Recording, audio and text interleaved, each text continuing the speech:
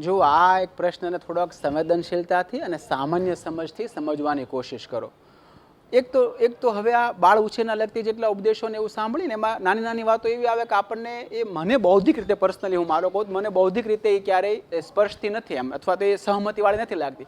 ઘણીવાર બાળકોને પેલા કહે ને એમ કે દિવાલ પર લીટા કરતો હોય બાળક તો પણ એને ટોકો નહીં, તમે એને ટોકશો તો એ હર્ટ થશે, એવું શબ્દો વાપરે, મને ખબર નહીં બહુ ખાસ તો, પણ એવું કે હર્ટ થાય. હવે આપણે દિવાલ પર લીટા કરતા હતા અને આપણા મમ્મી પપ્પા આપણને 2 ધબા આંટી ગયા હોય તો આપણે હર્ટ થઈ ગયા છીએ એમાં કંઈ, અને આપણા મમ્મી પપ્પા માટે આપણે કોઈ ધૃણા થઈ ગઈ છે. એ પાછા એમ કે તમે વારંવાર ટોકશો તો તમારા માટે બાળકોના મનમાં ધૃણા પેદા થાય છે, વિદ્રોહના સ્વરૂપ પકડે છે. એટલે કાંઈ વિદ્રોહનું સ્વરૂપ ન પકડે.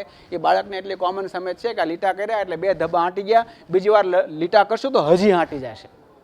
એમાં ધૃણાનો કાંઈ મુદ્દો નથી આવતો. એટલે મારી વાતનો સારાંશ, આમાં ભૂલ હોઈ શકે, તમારી સામાન્ય સમજથી સુધારવી, પણ મારી વાતનો સારાંશ બરાબર સમજો. હું એક મનોવૈજ્ઞાનિક સંશોધન તમારી સામે મૂકું.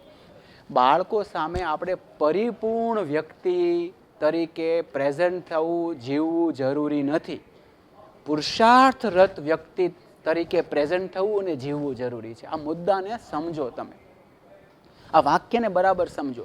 પરિપૂર્ણ વ્યક્તિ એટલે તમે જરા કંઈ ભૂલ કરો તો તરત જ બાળક ઉપર અસર આવી જશે અને બાળકનો બહુ મોટો ખોટો ઉછેર થઈ જશે ને ક્યાંક મનમાં વહેંચી લેશે ને, એવું નથી.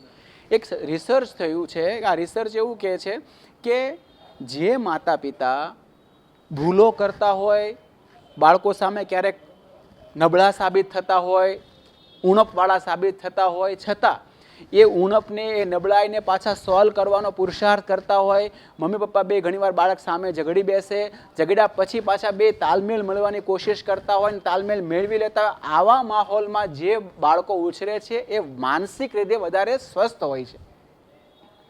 માનસિક રીતે આ બાળકો વધારે સ્વસ્થ છે કે જ્યાં મર્યાદાઓ સાથે જીવતા માણસો, ઉણપો સાથે જીવતા માણસો પોતાના પુરુષાર્થથી મર્યાદાઓને અને ઉણપોને દૂર કરવાનો પુરુષાર્થમાં લાગેલા હોય છે. આવા પરિવારમાં બાળકો વધારે સ્વસ્થ હોય છે. એટલે વાત એટલી છે કે આપણે વધારે સારા માણસ બનવાના પુરુષાર્થમાં છીએ એવું બાળકની સામે રજૂ થતા હોય એવા એના મા બાપ દેખાય ને એ એના માટે પૂરતા છે. પરિપૂર્ણ થઈ ગયા પછી બાળકોને જન્મ આપીએ અને પછી જ બાળકો આપણને એક પરિપૂર્ણ માનવ તરીકે જોવે, આવી જરૂરિયાત નથી. એટલે તમારી મર્યાદાઓને હૃદયપૂર્વક સ્વીકારીને, એ મર્યાદાઓને હૃદયપૂર્વક પુરુષાર્થ કરીને દૂર કરતા તમને બાળકો જોવે ને, અને એના જે પરિણામો સર્જાય એ પરિપૂર્ણ માનવ તરીકે બાળકો માતા પિતા પ્રેઝન્ટ થાય એના કરતાં વધારે સારા છે. એટલે એટલી ભરોસા રાખો જાત પર અને કુદરત પર કે આપણે બાળકોના ઉછેરમાં અને પોતાના જાત અને જીવનમાં પ્રયાસરત છીએ, પુરુષાર્થરત છીએ, એનું પરિણામ સારું જ આવશે. એટલે એટલી બધી ચિંતાનો વિષય નથી કે આપણે પરિપૂર્ણ માનવ તરીકે જ બાળકના જીવનમાં પ્રેઝન્ટ થઈએ. હા, પરિપૂર્ણ થવાના પુરુષાર્થમાં હોઈએ ને એ બહુ જરૂરી છે. આ મુદ્દો ધ્યાનમાં રાખવા જેવો છે.